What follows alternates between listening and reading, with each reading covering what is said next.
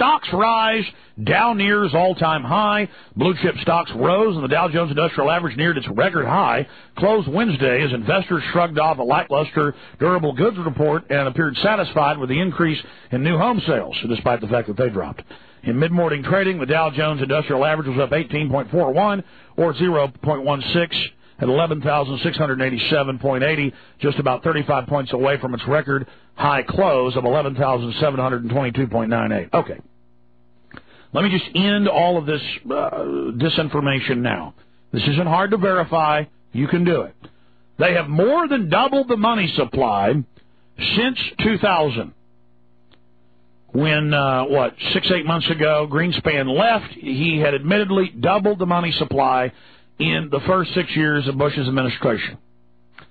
Bernanke, the new Fed chairman, is saying he's going to double it in the next 2 years. Then he made the money supply numbers secret for the first time since the Federal Reserve took over in 1913. That's scary. They're saying there may be more than a doubling in the next 2 years.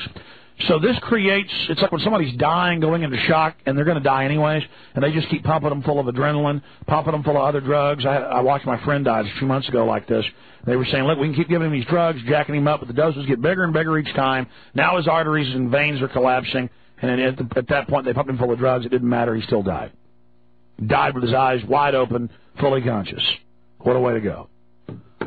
Because the drugs, if he would have gone naturally, he wouldn't have gone through that. I don't blame him for trying to keep him alive. The point is they had him all jacked up. His eyes were wide open.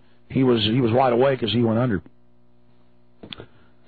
And I've already digressed now off into the analogy of death. The point is they're printing this money, and it's ripping all of us off. It's destroying our savings values, but it's giving you a short-term fix. But it's like a drug addict. The doses are having to get bigger and bigger and bigger. So they've doubled the money supply. They're on line to quadruple it in the next year and a half now, because, again, this started 6 months ago.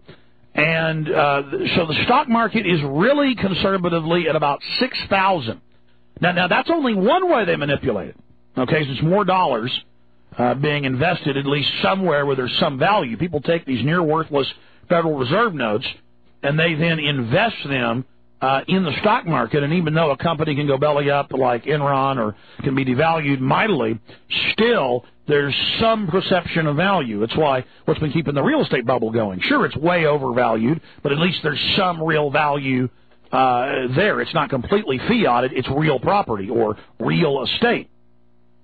The bigger scam is that the Dow Jones Industrial 30, they take the losers out and put winners in every month. They're constantly changing it. So it's not a real index or indices. Neither is the Standard & Poor's. Neither is the NASDAQ.